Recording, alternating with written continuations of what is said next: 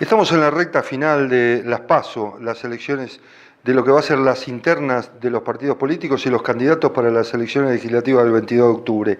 La verdad que el gobierno en este caso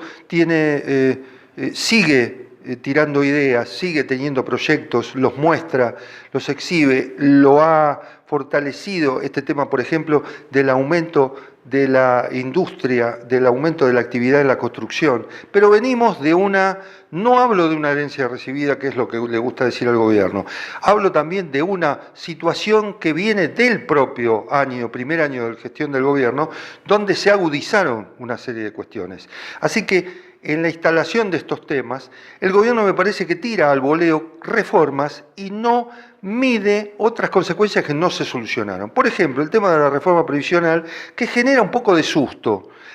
porque cuando se habla de aumento de lo que tiene que ver con la edad jubilatoria, no se tiene en consideración, por ejemplo, la evaluación de los años trabajados. No se tiene en cuenta, por ejemplo, que si uno puede seguir trabajando después de los 65 años, pero ¿qué pasa? ¿Siguen los aportes? Porque un empleador, mejor dicho, que toma un trabajador después de los 65 años más propenso a tener enfermedades y demás, puede llegar a bajarle el sueldo, puede tener no las mismas condiciones que eso que habría que determinar que había. Por ejemplo, también en el tema de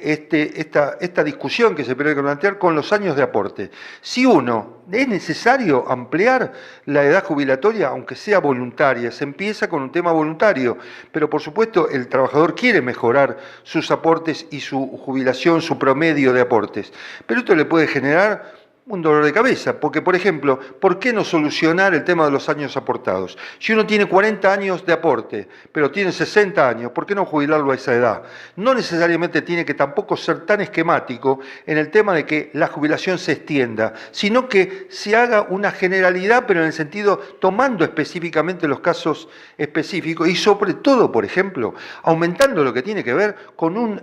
ratificando ese proyecto del gobierno con un aumento a los jubilados, pero un aumento nacional para que aumente considerablemente la mínima. Además, el tema de la reforma previsional, por eso digo que el gobierno tira cosas que son muy marketineras, pero no resuelve otras, porque por ejemplo hablar de esto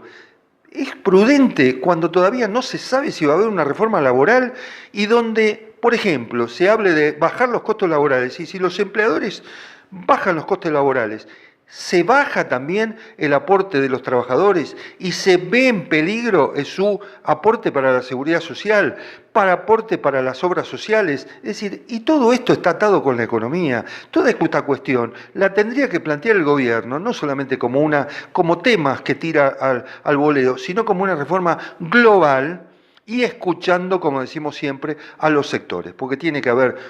si quiere, una reforma laboral, pero analizada bien, tiene que haber de una vez por todas una solución con el tema del aumento de las tarifas, porque cuando uno escucha que realmente un club de barrio, como Colegiales, le llega 36.000 pesos por mes de aumento de luz, uno no puede plantear una reforma previsional maravillosa del primer mundo y un bajo de costo laboral con una inversión fantástica cuando hay clubes que se funden y no pueden atender la atención mínima de los chicos del barrio, por ejemplo. Así que,